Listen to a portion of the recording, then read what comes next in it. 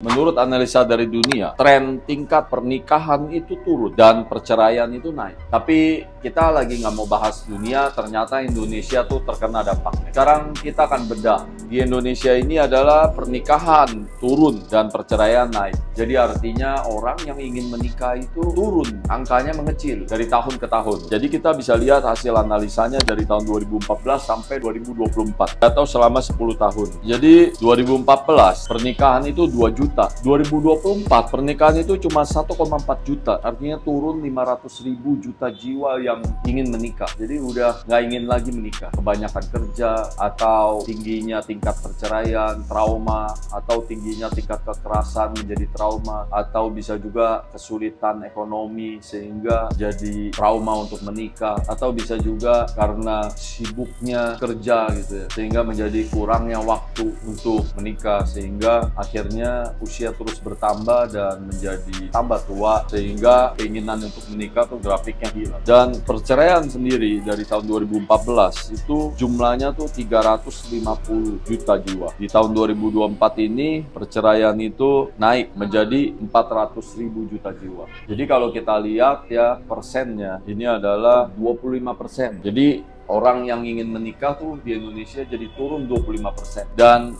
perceraiannya itu tingkatnya tuh naik 25%. Kalau kita bisa lihat ini kenapa? Karena kita lihat ya, zaman tuh makin berubah, jumlah penduduk tuh makin banyak. Kita tahu kan kapan itu saatnya di seluruh dunia ini udah mulai bergejolak karena timbulnya itu ledakan penduduk mulai dari Cina, sehingga Cina tuh keluarin peraturan tuh anak cuma boleh satu. Dimulai dari India, dan kita ngomongin aja Indonesia yaitu tentang KB. Kita bisa tahu sama-sama kapan itu KB dicanangkan. Saat itu kenapa bisa KB itu dicanangkan 2 anak cukup? Karena saat itu Indonesia juga terjadi ledakan penduduk, sedangkan lapangan pekerjaan tuh berkurang, sehingga tingkat pengangguran tuh tinggi. Tingkat muda-mudi ini jika nganggur, itulah yang sangat berbahaya, akan menimbulkan tingkat kekerasan di Indonesia, tingkat kriminal tuh tinggi. Nah, kita mau bahas nih, kenapa sih pernikahan turun dan perceraian naik?